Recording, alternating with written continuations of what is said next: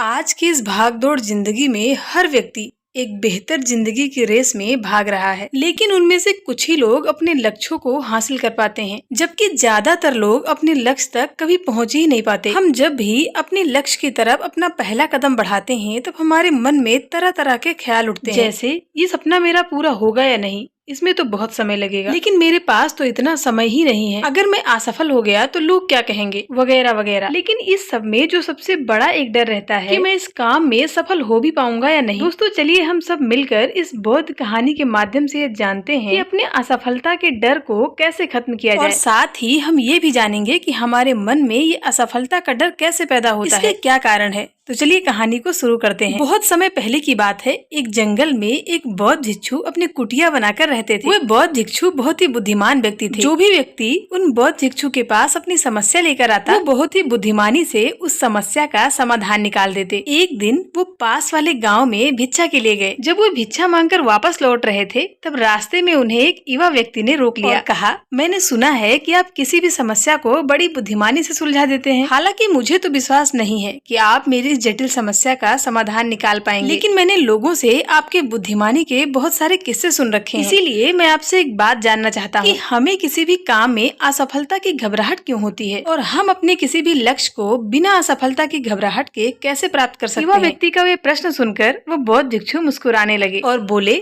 मैं तुम्हारे इस प्रश्न का उत्तर जरूर दूंगा, और उसके बाद तुम्हारी घबराहट भी दूर हो जाएगी, लेकिन उससे पहले तुम्हें मेरे साथ मेरी कुटिया तक चलना होगा। वो युवा लड़का बौद्ध भिक्षु की बुद्धिमत्ता को परखना चाहता था, इसीलिए वो कुटिया तक जाने के लिए तैयार हो गया। इसके बाद वो बौद्ध भिक्षु उस युवा लड़के को जंगल के पास वाली कुटिया तक ले आए। तब तक शाम हो चुकी थी, इसीलिए वो भोजन करके सो गए। अगले दिन जब वो उठे, तब बौद्ध भिक्षु ने उस युवा लड़के से कहा, चलो आज मैं तुम्हें जंगल की सैर करा कर लाता हूँ। और वे दोनों जंगल की तरफ निकल पड़े। कुछ देर बाद उन बौद्ध भिक्षु ने उस युवा लड़के को एक गुफा दिखाई, कहा, चलो मैं तुम्हें इस गुफा की सैर कराता हूँ। लड़के ने कहा, हाँ चलिए, मेरी भी काफी दिनों से जंगल की इस गुफा को देखने की बड़ी इच्छा थी। इसके बाद दोनों गुफा के अंदर चले गए। गुफा के अंदर काफी अंधेरा था। थोड़ी देर बाद वो बौद्ध भिक्षु चुपके से गुफा से बाहर निकल आए और उस गुफा के द्वार को बाहर से बंद कर दिया। उस लड़के ने गुफा के अंदर बहुत आवाज दी, मुनिवर कहाँ हैं आप, कहाँ चले गए, मुझे जवाब क्यों नहीं दे रहे। लेकिन बहुत देर तक जवाब न मिलने पर घबरा कर गुफा के द्वार की तरफ भागा। जैसे ही वो गुफा के प्रवेश द्वार पर पहुंचा, वो हैरान रह गया, ये क्या, यहाँ तो किसी ने गुफा के द्वार को बाहर से बंद कर दिया, मैं अब बाहर कैसे निकलूंगा। और वो अंधेरी गुफा में बहुत भयभीत होने लगा, और वो मन ही मन सोचने लगा कि कहीं वो सन्यासी मुझे मारने की योजना तो नहीं बनाई है। अब वो गुफा में इधर उधर घूमकर बाहर निकलने का रास्ता ढूंढने लगा। गुफा में काफी देर तक इधर उधर भटकता रहा, उसे बाहर निकलने का कोई भी रास्ता नजर नहीं आया। अब उसे जोरों की प्यास और भूख भी लग रही थी, इसीलिए वो शांत होकर एक जगह पर बैठ गया। तभी उसे एक सुरंग से सूर्य की रोशनी आती दिखाई दी। उस रोशनी वाली सुरंग तक पहुँचना बहुत ही कठिन था, क्योंकि उस सुरंग के चारों तरफ अंधेरा ही अंधेरा था, और वो काफी ऊंचाई पर थी। पर फिर भी वो तुरंत उठा और अपना पूरा ध्यान गुफा से बाहर निकलने में लगा दिया। काफी मेहनत व प्रयास करने के बाद वो उस सुरंग तक पहुंच गया, जिस सुरंग से सूर्य की रोशनी आ रही थी, और वो सुरंग से धीरे धीरे आगे बढ़ता गया। तभी अचानक उसे उस सन्यासी का हाथ दिखाई दिया। वो लड़का झट से बौद्ध भिक्षु का हाथ पकड़कर बाहर आ गया। बाहर निकलते ही गुस्से से बौद्ध भिक्षु पर चिल्लाते हुए बोला, मुनिवर पागल हो गए हैं आप, मुझे उस अंधेरी गुफा में अकेले छोड़कर बाहर आ गए आप। आपको पता भी है मैं कितना भयभीत हो गया था, और मुझे कितनी जोरों की प्यास लगी है। बौद्ध भिक्षु ने मुस्कुराते हुए उसे पानी दिया और कहा, अब मेरी बात को बहुत ध्यान से सुनो। तुम इस गुफा से बाहर सिर्फ दो कारणों की वजह से आए हो, जिसने तुम्हें इस गुफा से बाहर निकलने के लिए मजबूर किया। पहला कारण तुम्हें जोरों की प्यास और भूख लगी, दूसरा कारण तुम्हें वहाँ घुटन महसूस हो रही थी, क्योंकि तुम्हें मित्रों और परिवार वालों के साथ रहने की आदत पड़ चुकी है। अब मैं तुम्हें दो मुख्य कारण बताता हूँ जिसके कारण तुम इस गुफा से बाहर आ पाए, क्योंकि तुम्हारे साथ वहाँ ये कहने के लिए लोग नहीं थे कि इतने अंधेरे में इतनी ऊंचाई तक तुम उस सुरंग तक कैसे पहुँच पाओगे, ये तो असंभव है। और दूसरा कारण, वहाँ ये कहने के लिए भी लोग नहीं थे कि चलो कोई दूसरा रास्ता देखते हैं, इससे भी आसान रास्ता मिल जाएगा और हम बहुत ही आसानी से इस गुफा से बाहर निकल जाएंगे। सफलता प्राप्त करने का नियम भी कुछ ऐसा ही है। ये तो मैंने तुम्हें सफलता कैसे प्राप्त करे उसकी एक छोटी सी दुनिया दिखाई है। वास्तविक दुनिया कहीं इससे अधिक जटिल होती है। वहाँ हमें सलाह देने के लिए बहुत से फालतू लोग मिल जाते हैं, जो खुद तो कुछ कर नहीं पाए और हमें ज्ञान देंगे कि ये मत करो वो मत करो, ये तुमसे ना हो पाएगा, इससे अच्छा तो तुम वो काम कर लो। ऐसे ही वो हमारे दिमाग को भटका कर चले जाते हैं और हमें खुद पर संदेह होने लगता है। सफलता न मिलने की एक ये भी कारण होता है, सफलता प्राप्त करने की प्रक्रिया बहुत लंबी होती है। यहाँ हमारा मन घंटों घंटों पर बदलता रहता है। तो महीनों और सालों के इस प्रयास में हमारा मन बदल ही जाता है और हम उस रास्ते को छोड़कर अलग अलग रास्ते अपनाने लगते हैं। भगवान गौतम बुद्ध अक्सर अपने शिष्यों को कहा करते थे, हमें परेशानियां तभी दिखती हैं जब हमारा ध्यान अपने लक्ष्य पर नहीं होता। और ये बात 100% सही है। हमें असफलता का डर तभी लगता है जब हमारा ध्यान अपने लक्ष्य पर ना होकर उसके रास्ते में आने वाली बाधाओं पर होता है। इतना कहने के बाद वो बौद्ध भिक्षु मौन हो गए। उन बौद्ध भिक्षु की बात उस युवा बालक को समझ में आ चुकी थी।